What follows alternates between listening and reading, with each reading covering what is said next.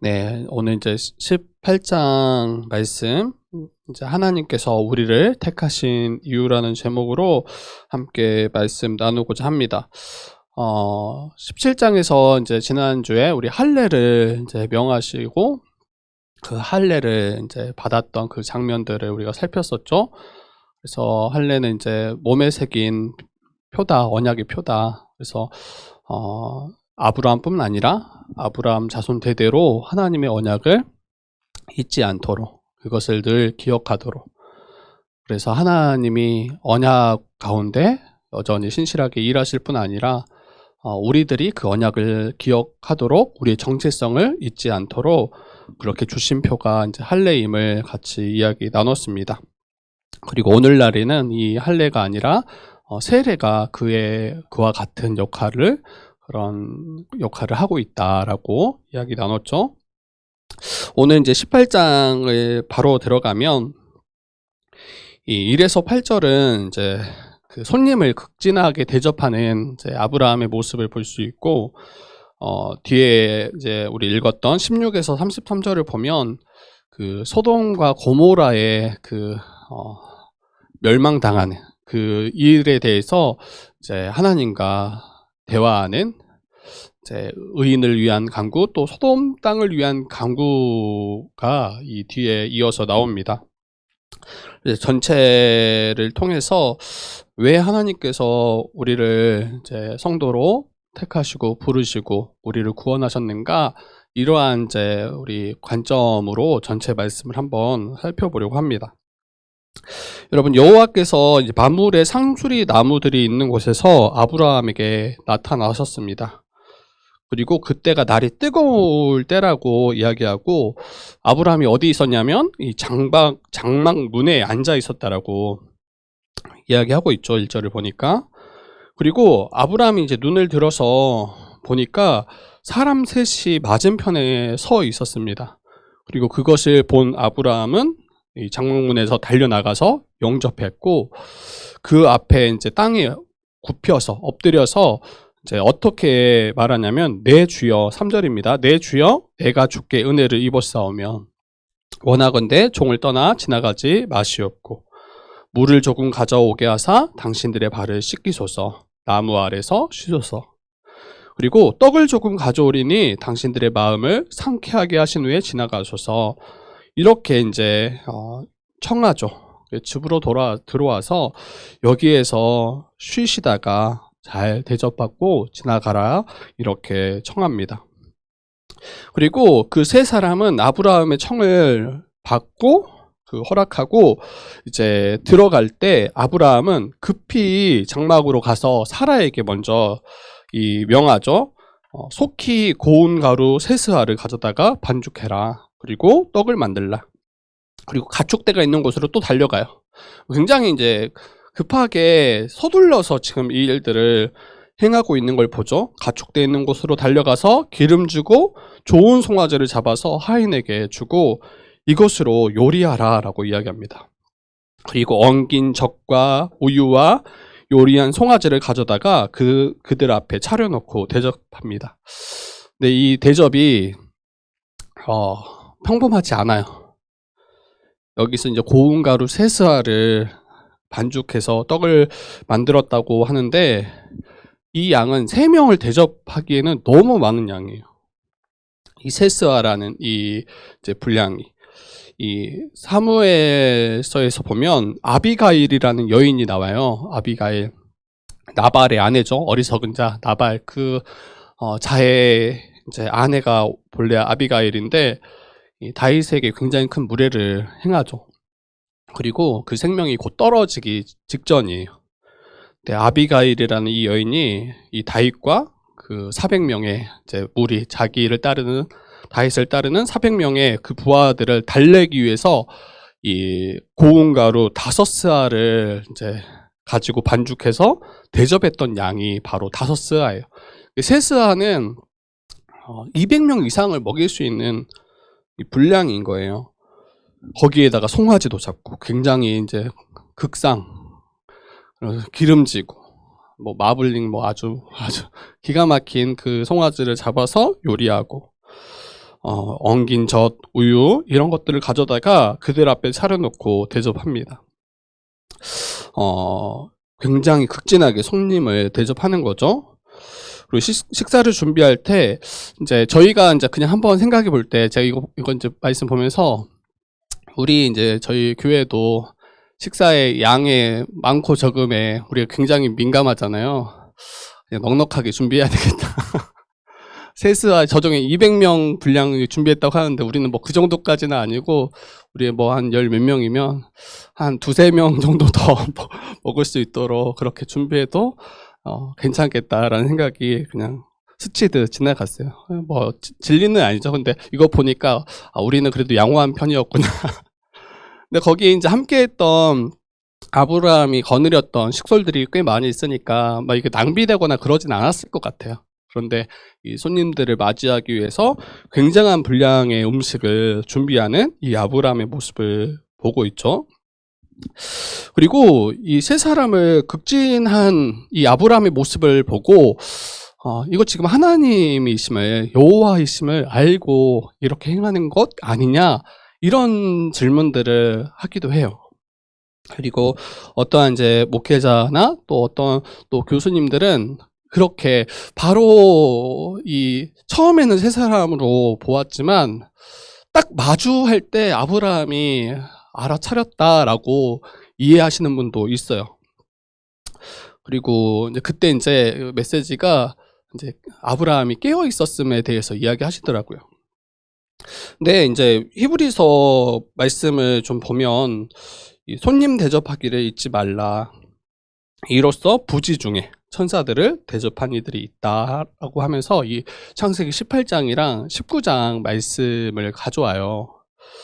근데 부지 중에 대접했다라고 하니까 이미 부지 중에 모른 상황 가운데 대접한 자들이 있었다라고 이 히브리서 말씀을 좀 받는더라면 지금 아브라함이 하나님인 줄 알고 이렇게 행한 것은 아니다라고도 생각할 수 있을 것 같아요.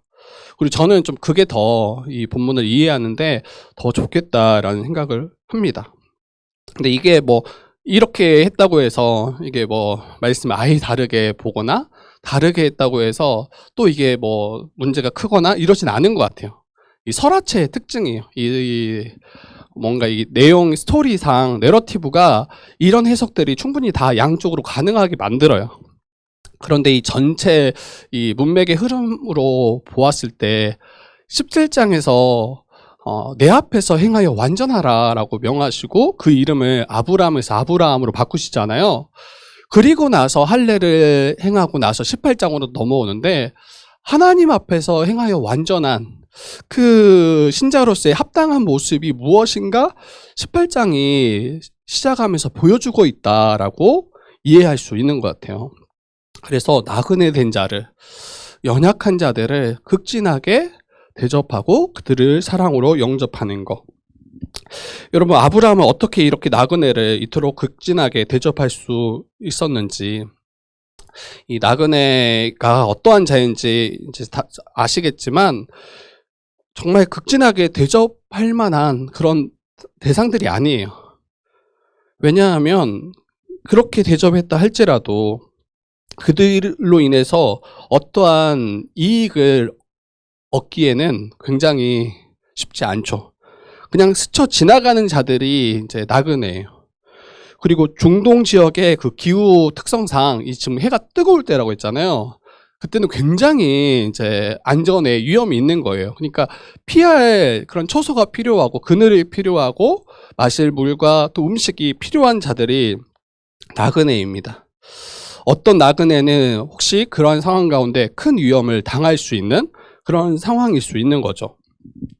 근데 말씀에도 이야기하듯 이 날이 뜨거울 때 더위를 피하여 쉬어갈 수 있도록 맞이해주는 자들이 없더라면 쉴 처소와 먹을 양식을 공급해주지 않는다면 아마 큰 위협을 당했을 수도 있겠죠. 일반적인 나그네라면. 그때 아브라함은 맞은편에 서 있는 그 나그네들을 보자마자 장막문에서 달려나가 영접했고 자기가 가진 것을 극진하게 대접했다. 그래서 방금 이야기했던 것처럼 변화된 예수 그리스도로 인해서 변화된 신자라면, 성도라면 어떻게 세상 가운데 행하고 살아가는 것이 합당한가? 신자로서 하나님 앞에 행한다라는 게 어떠한 부분들이 있을까 할 때 정말 연약한, 그리고 어떠한 이익이 없다 할지라도 그러한 나그네들조차도 또 고아와 과부들을 영접하고 사랑으로 섬기는 것, 이게 바로 하나님께서 우리를 택하신 중요한 지점 중에 하나인 것 같아요. 그 의와 공도를 행하는, 이 뒤에 18절 19절이 저는 가장 핵심 메시지인 것 같아요. 18절 19절 우리 한번 18절 19절 한번 읽어볼까요? 18, 19절입니다. 같이 읽어봅시다. 시작. 아브라함은 강대한 나라가 되고 천하 만민은 그로 말미암아 복을 받게 될 것이 아니냐. 내가 그로 그 자식과 권속에게 명하여 여호와의 도를 지켜 의와 공도를 행하게 하려고 그를 택하였나니 이는 나 여호와가 아브라함에게 대하여 말한 일을 이루려 함이니라. 그래서 18절에 보면 강대한 나라로 큰 민족으로 너를 세우겠다. 그리고 너로 말미암아, 그로 말미암아 천하 만민이 복을 받을 것이다. 아브라함을 통해서 이 복이 계속 흘러갈 것임을, 가장 핵심은 예수 그리스도로 인한 하나님 나라예요. 그런데 가시적으로 고통 가운데 또 큰 위협 가운데 처했던 나그네들을 그냥 외면하지 않는 거죠.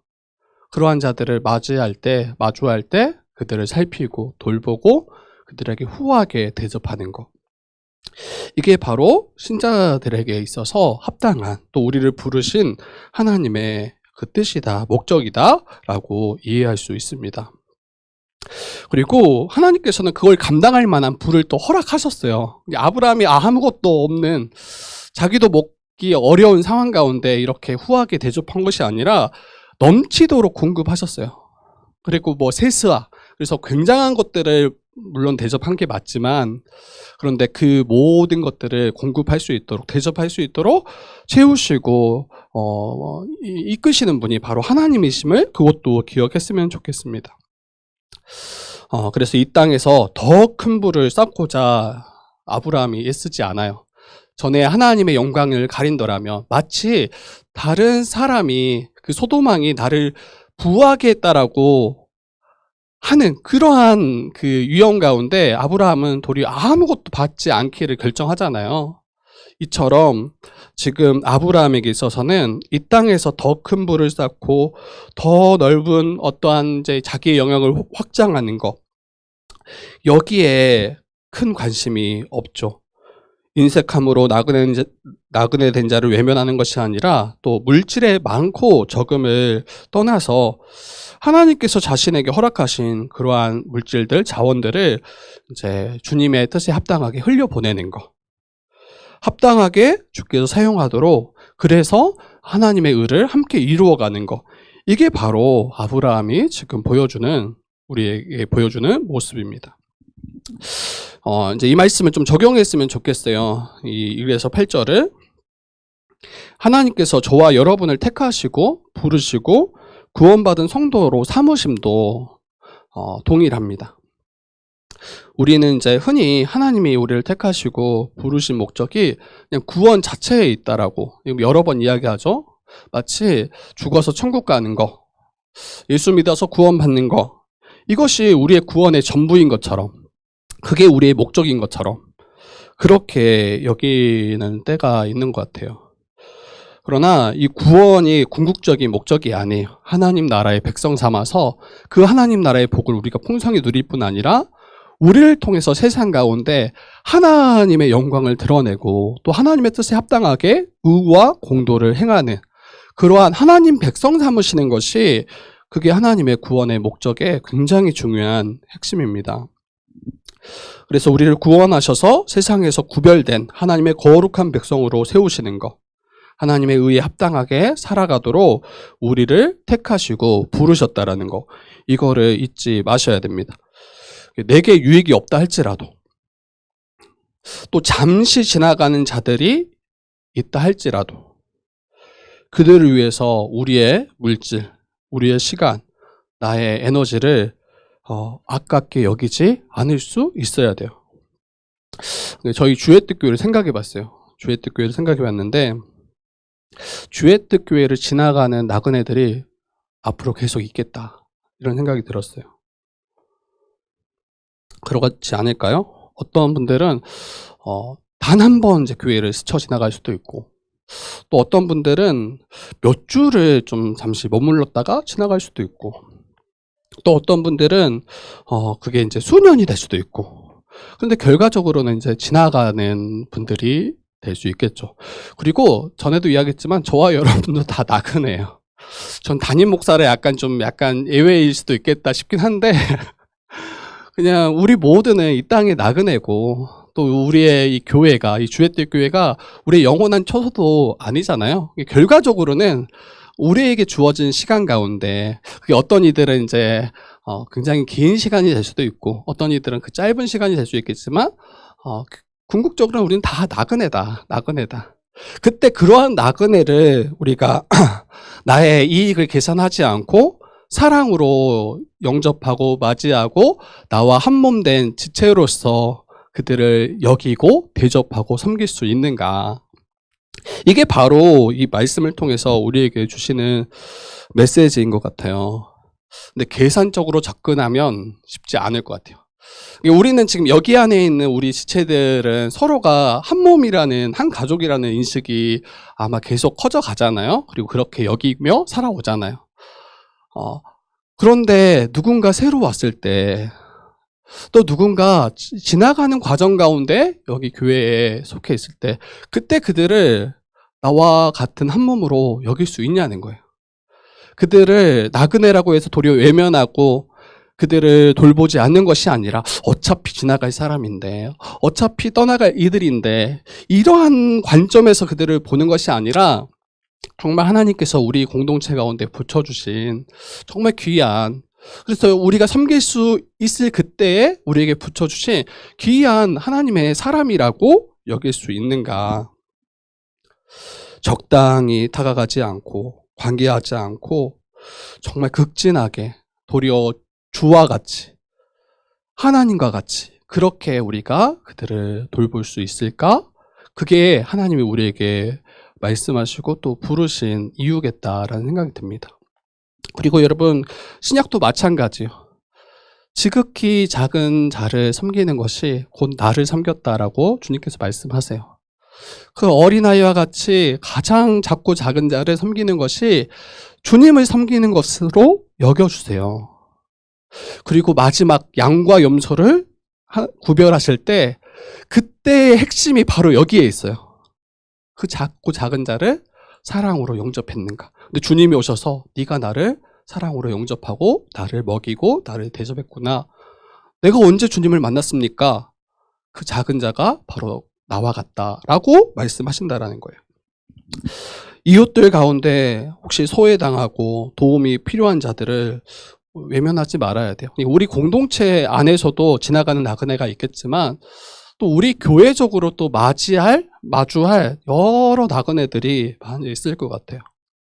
그때 나를 통해서, 또 우리 주의 뜻 교회를 통해서 그들이 유익을 얻도록 돌보고 섬겨야 할 것입니다.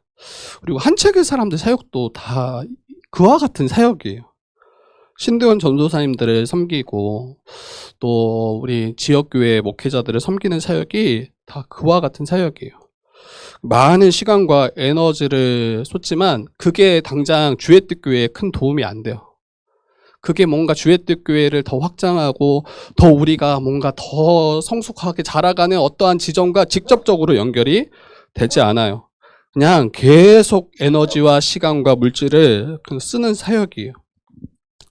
그래서 무엇인가 이익을 염두하고 이 사역을 시작할 수가 없습니다. 어떤 분들은 진짜 이 학교 사역도 그냥 정말 한두 주 정도 있다가 그냥 스쳐 지나가는 분도 너무 많고, 그리고 수년 동안 이제 섬겼는데 정말 인사 없이도 그냥 쑥 지나가는 분들도 있어요. 정말 그렇게 막 잘 따라오고 또 굉장히 큰 유익을 노렸다라고 고백하는 분들 중에서도 어느 순간 사라져 있어요. 연락해 보니까 각자의 이제 처지, 상황들. 그럼 인사는 하고 가야 될 거 아니야. 내 감정이 나오는 분. 아니, 뭐, 그만합시다. 그만합시다. 그래서 그러한 사역이에요. 그러한 사역. 그럼에도 불구하고 한책사를 통해서 또 저와 우리 주의 뜻교회 섬김을 통해서 한 명의 목회자가 바로 설 수 있더라면, 그러한 과정 가운데 우리가 조금이나마 약간의 그 섬김을 우리가 나눌 수 있더라면 그걸로 이제 충분하다라고 여기는 것, 그것을 도리어 기뻐하는 것, 이게 바로 우리의 모습이지 않을까 싶습니다. 그래서 우리 하나님의 뜻에 순종함으로 의와 공도를 행하는 거룩한 백성으로 살아감이 이 나그네를 극진하게 대접하는 것과 연결되어 있고 우리를 택하시고 구원하신 목적이라는 거 잊지 말았으면 좋겠어요. 정말 우리 이제 나그네들이 지나갈 거예요. 그때 우리가 주인됨으로 막 그들을 뭐 차별하거나 이러지 않았으면 좋겠고, 우리의 주의 뜻교회에서 쌓은 그 연수가 우리의 뭔가 특권이 되지 않았으면 좋겠고, 계속 이야기하죠. 그리고 가장 그 핵심에 담임 목회자가 있어요. 담임 목회자가 개척교회는 왕이 된다고 하더라고요. 몇몇 교회들을 이야기 들어보면. 근데 저는 정말 계속 좀 그런 섬김에 좀 그런 본인이 좀 됐으면 좋겠다. 목회자였기 때문에 더 막 군림하고 더 내 것을 더 얻으려고 하는 게 아니라 더 잘 섬기고 더 낮아질 수 있었으면 좋겠다라는 생각이 이 말씀을 보면서 들었습니다. 교회적으로도 마찬가지예요. 좀 재물 쌓는 일을 우리가 힘쓰지 않았으면 좋겠어요. 없어서 지금 문제긴 한데 재물 쌓는 어느 정도 규모가 갖춰지면 여러분 재물이 쌓여요. 사람들이 있다라는 거는 그 사람들이 함께 또 수고함으로 또 때로는 헌금을 통해서 때로는 나의 것을 나눔을 통해서 재물이 쌓인다고요. 근데 그것을 막 보람으로 느끼고 그걸 막 기뻐하고, 와, 우리 교회의 재정이 전에는 뭐 수천이었는데 이제는 억을 넘었어. 어떤 나중에 이제 몇 년 지나니까 막 이게 억이 훨씬 넘은 아주 큰 금액을 우리 교회가 운영하고 막 그럴 수 있잖아요. 근데 그때 이게 우리 자랑이에요. 우리 교회 1년 예산이 얼마인 줄 아느냐 하면서. 여러분, 이거는 자랑이 아니에요. 그리고 교회의 큰 건물을 자랑하지 말았으면 좋겠어요. 그리고 성도들의 수의 적고 많음을 자랑하지 말았으면 좋겠어요. 만약에 붙여주셨고 우리에게 허락하셨더라면, 성도가 됐든 물질이 됐든 하나님이 허락하셨더라면 그러한 이유가 있는 거예요. 그 목적이 있는 거예요. 이것을 통해서 정말 하나님의 뜻에 합당하게 우리의 인적 자원을 또 물적 자원을 사용하고 있는가, 이것을 단순히 쌓는 일에 사람 늘리는 것을 우리의 목적으로 삼고 또 물질을 쌓는 것에 우리의 목적으로 삼고 이것을 기뻐하고 있더라면 그 교회는 이미 지금 부패하고 타락한 상황 가운데 있는 거예요. 하나님께서 허락하셨더라면 하나님의 뜻에 합당하게 이웃들을 위해서 또 복음을 위해서 선교를 위해서 하나님의 영광을 위해서 사용하고 있는지 돌아보셨으면 좋겠습니다. 몇 가지 예를 들었는데 예를 안 들래요. 그냥 안 들고 괜히 우리 얼굴에 그냥 침뱉기. 이게 교회의 어떤 연약한 부분들을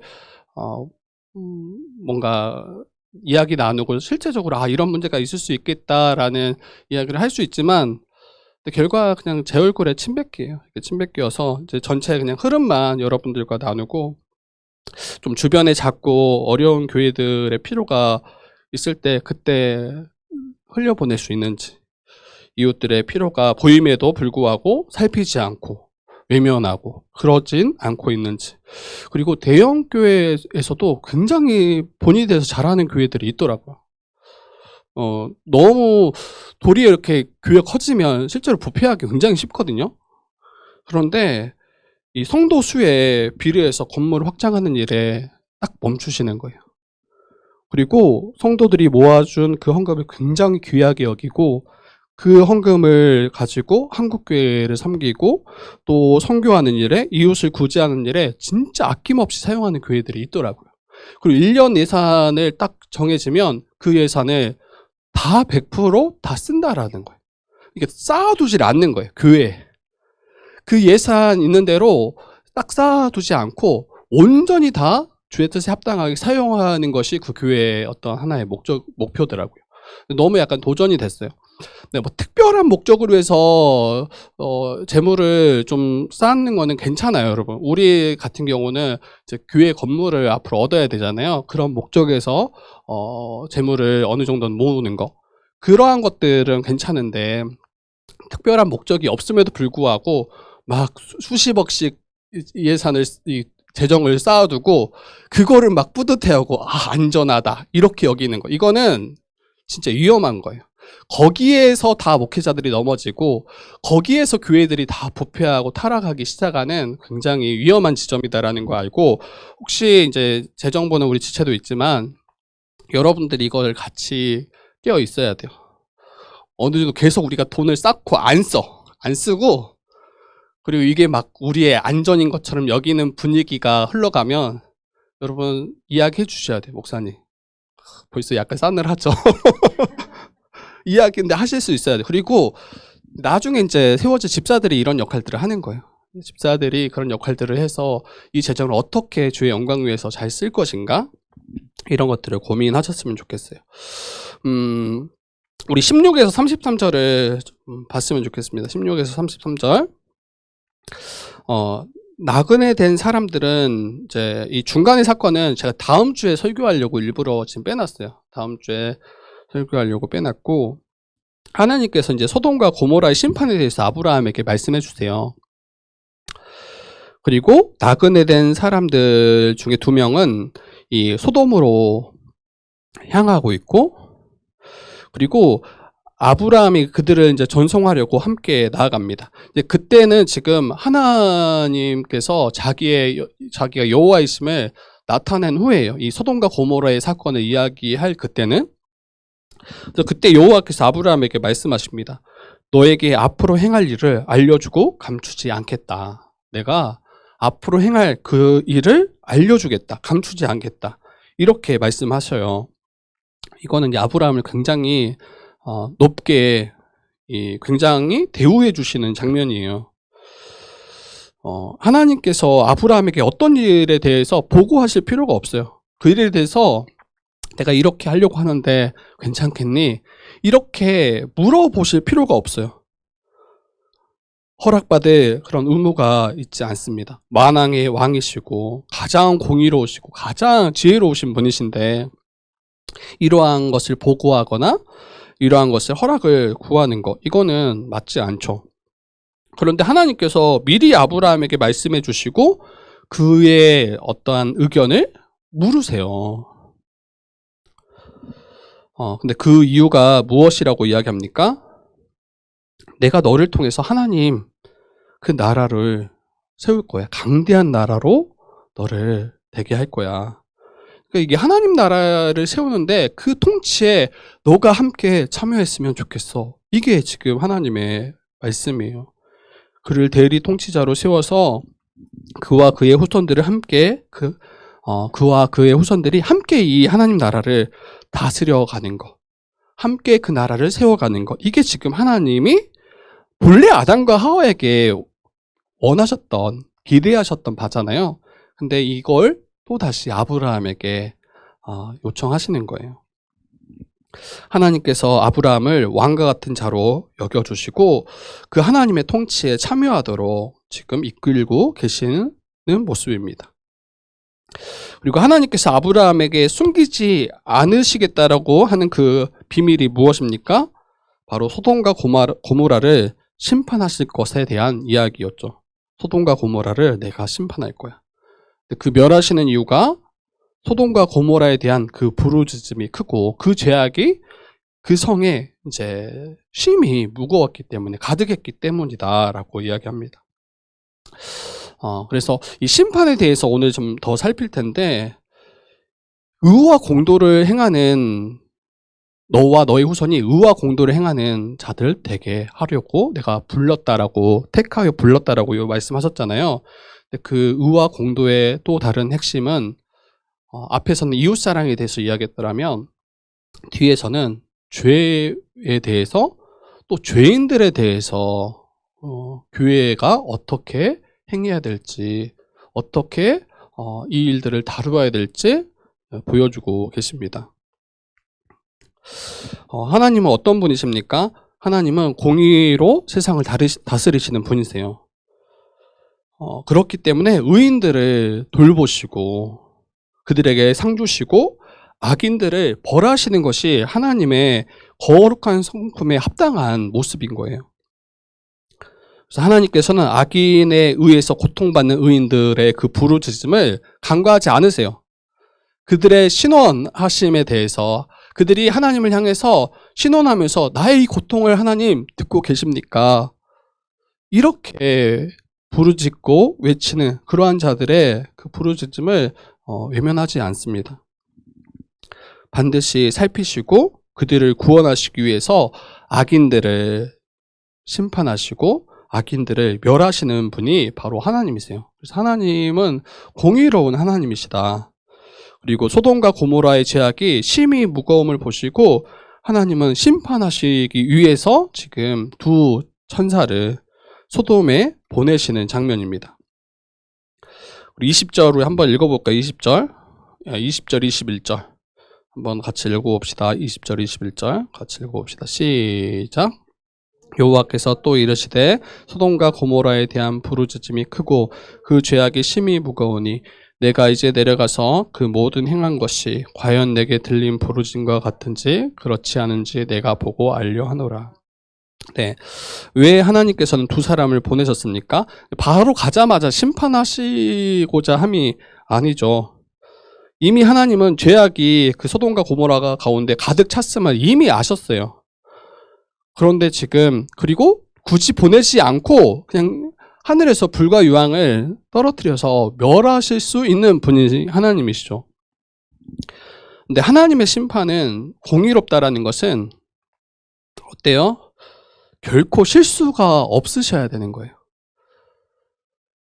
혹여나 그 소돔과 고모라가 얼마나 큰 성읍이겠어요. 얼마나 많은 사람들이 그 안에 있겠어요. 근데 그 안에 혹 있을 의인, 근데 그 의인과 함께 악인들을 심판하신다라면, 멸하신다라면 여러분 이러한 측면에서는 하나님의 공의는 여러분 깨지는 거예요. 단 몇 명이라도 그 악인들과 함께 이 심판에 참여하고 멸함을 당한다라면 이것은 하나님의 공의와 부합하지 않죠. 전에 이제 뉴스에 이런 여러 가지 뉴스들을 보게 돼요. 재판장이 있는데 판사가 있는데 그들의 판결이 합당하지 않게 시행될 때가 종종 있는 것 같아요. 유죄 판결 받아서 몇십 년을 거의 자기의 젊음은 다 이 옥에서 보냈는데 후에 무죄로 드러나는 경우가 종종 있어요. 그 젊음을 다 옥에서 다 모든 세월을 다 지나고 이제 노인이 되었는데 그때 무죄가 드러난 거예요. 어떻게 되는 거예요, 그러면? 누가 그 억울함을 풀어줄 수 있겠냐는 거예요. 그리고 사회는 이제 그러한 것에 대해서 이제 물질로 보상하죠. 그 세월에 대해서, 그 손해에 대해서.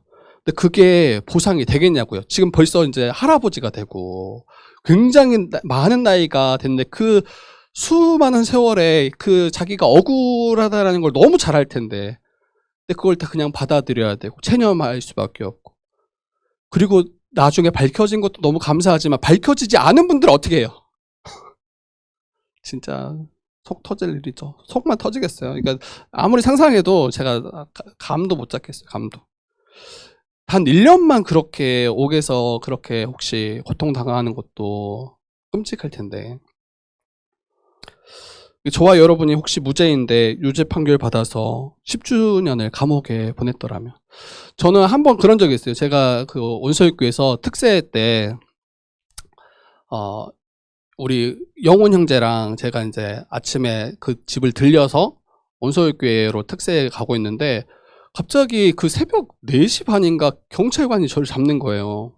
그래서 신호위반했다는 거예요. 그때 해리도 있었나?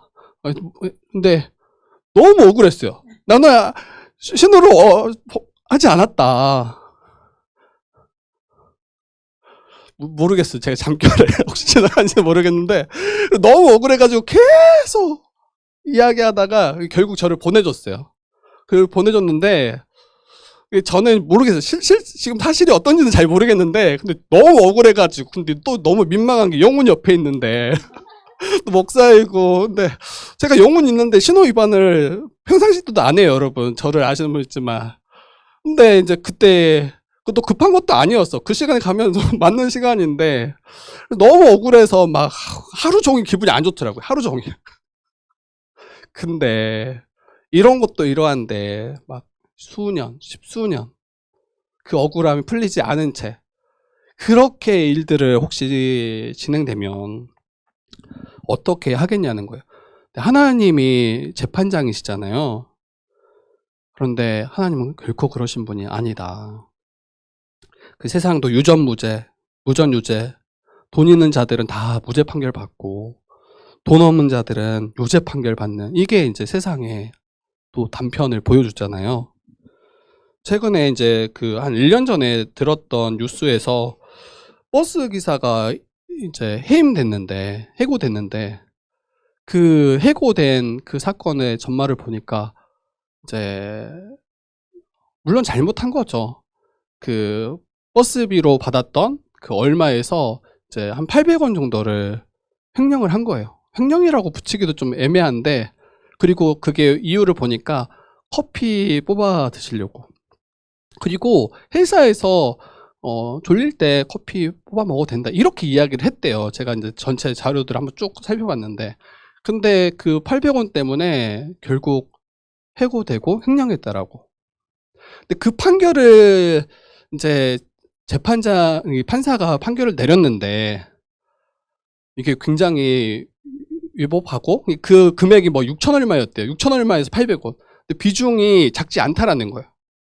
그리고 나서 생계를 책임지는 그 가장이 하루아침에 이제 해고가 된 거죠.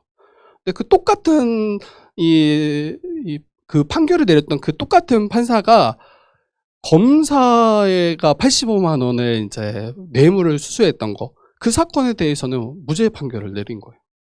그래서 이제 약간 이제 뚜껑이 그거 보고 열리더라고요. 지금 도대체 이게 무슨 일인가 이게. 근데 이게 세상 판사들의 이런 어떤 불의한 모습도 있는 것 같고 정말 그에 합당하게 판결을 내릴 수 있는가 신뢰할 수 없는 모습들을 보게 되는 거죠. 그런데 하나님은 결코 그러시지 않고 온전히 공의로운 심판을 행하신다. 그리고 어느 누구도 그분의 판결에 항의할 수 없다. 너무 분명하고 확실하다. 이게 도리어 우리에게 위로요 또 감사인 것 같아요.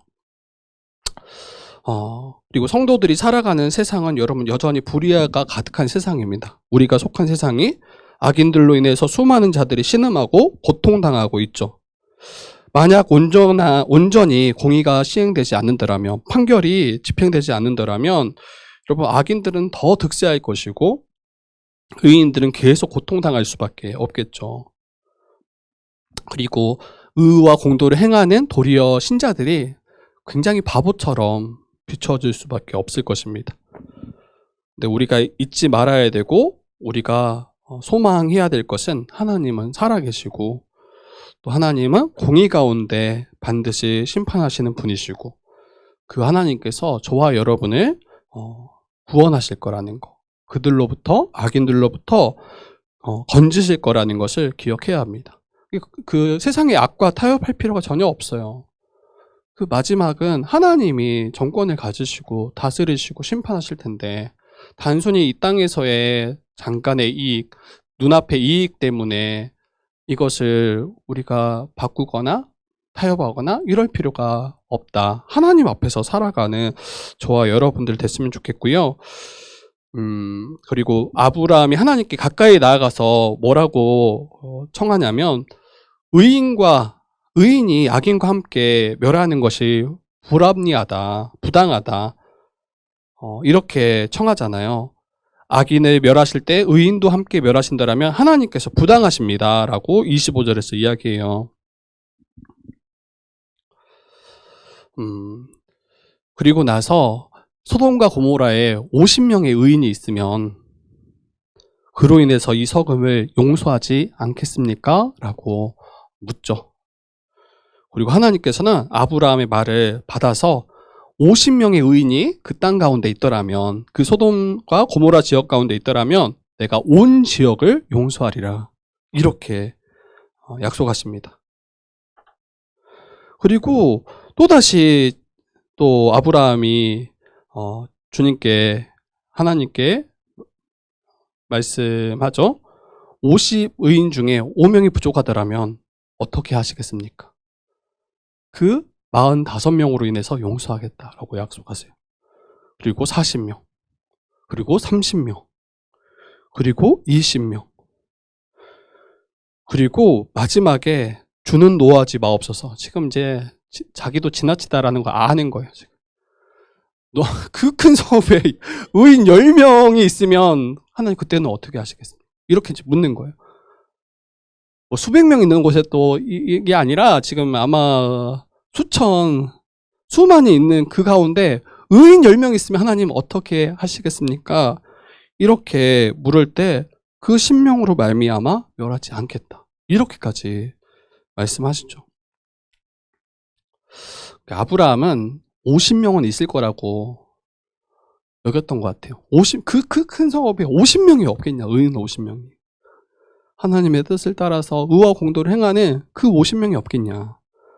45명, 40명, 최소 10명은 있을 거라고 기대했던 것 같아요. 그리고 그 기대의 근거는 여러분, 롯이 거기 가운데 있잖아요. 롯, 자기 조카 롯. 그리고 롯의 아내 2명, 그리고 2딸 4명, 그리고 거기 이제 19장 가면 사이 2, 6명. 그럼 여러분 6명이면 1명씩만 전도하면 12명이 12명 1명씩만 전도하면 그게 없는 거예요. 그게 없는 거예요. 그러니까 아브라함은 10명은 있을 거라고, 정말 마지노선을 정말 10명은 꼭 있을 거라고 여겼는데 그 10명조차 없는 그 소돔과 고모라의 모습들. 우리가 이제 오해하지 않았으면 좋겠다. 하나님은 막 심판을 즐거워하시고 막 악인들에 대해서 막 그 심판을 행하시면서 막 카타르시스 막 느끼시고 이런 분이 아니에요.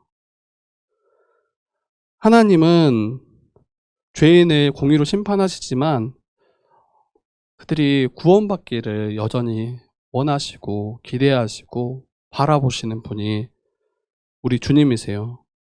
그리고 또 한 가지 간과하지 말아야 될 것은 나중에 19장에 드러나요. 10명이 없다 할지라도 단 한 명의 의인이라도 하나님은 결코 함께 악인들과 멸함을 당하는 것을 지켜보지 않으세요. 단 한 명의 의인이라도 반드시 건져내시고 그 악인들의 심판으로부터 구원하시는 분이 우리 하나님이심을 우리가 잊지 않았으면 좋겠습니다. 우리에게 이게 정말 큰 위로예요. 예수를 믿어서 우리가 예수 안에서 의인으로 우리가 하나님 앞에 나아가잖아요. 근데 이 땅에 얼마나 많은 악인들이 있어요. 근데 그 악인들로 인해서 우리가 함께 멸망당하지 결코 않을 거다. 반드시 하나님의 백성된 자들을 그 모든 심판으로부터 보호하시고 건지시는 분이 바로 하나님이심을. 요한계시록에 나중에 이제 저희가 분명 기회가 있겠죠. 요한계시록의 그 메시지 중에 하나가 바로 그거예요. 막 이제 세대주의 분들은 7년 대환란을 신자도 같이 당하는 환란으로 이야기해요. 그래서 그 주님 다시 오심을 굉장히 두려워해요. 나도 그 환란에 참여하면 어떡하냐. 그러면서 이야기하는 게 휴거를 이야기해요. 그 대환란으로부터 휴거해서 그 환란으로부터 건지실 거다. 근데 어떤 분들은 휴거하지만 어떤 분들은 휴거받지 못한다라고 이제 이야기를 하죠. 근데 그렇지 않다. 그렇지 않다. 하나님께서는 그 7년 대환란이 따로 때가 있지 않고, 우리 이제 저나 아니면 또 이런 또 성경을 또 다르게 이제 해석하는 분들은 7년 대환란이 따로 있지 않고, 이 모든 주님 다시 오시기의 모든 시대가 이 7년 대환란의 때와 다르지 않다라고 여겨요. 그래서 따로 7년 나중 후에 큰 혼란이 있을 거다? 이렇게 말하지 않는 거죠. 그러니까 나중에 우리 요한계시록 가서 언제 갈지 모르겠지만 그때 가서 이야기합시다. 그래서 아브라함과 하나님의 대화 가운데 알 수 있는 것은 하나님께서는 악인들을 심판하시는 것을 막 이걸 기뻐하고 이러시는 분이 아니시다. 그 아브라함의 말도 되지 않은 요청에도 신실하게 응답하시고 도리어 그 50명 그리고 그 10명으로 인해서 온 지역을 용서하시겠다라고 말씀하셨던 분이 하나님이세요. 그리고 온 지역을 용서하시겠다라는 것은 의인 10명 때문에 그들의 죄를 심판하지 않겠다라고는 이해할 수 없을 것 같아요. 그 심판의 때가 연기되어지는 거예요. 그리고 우리 그 의인된 자들이 그들에게 복음을 증거함으로 그들이 그 심판으로부터 벗어날 수 있도록 이 심판의 유예를 이야기하는 거지, 만약에 그 의인 때문에 온 서급이 그냥 구원 받았다 이렇게 가버리면 여러분 하나님의 공의는 또 치명상을 입을 수밖에 없어요. 결국에 그러면 그 의인 10명을 통해서, 이게 지금 가장 작은 어찌 보면 이 공동체의 단위예요. 10명이라는 게 가장 작은 공동체의 단위.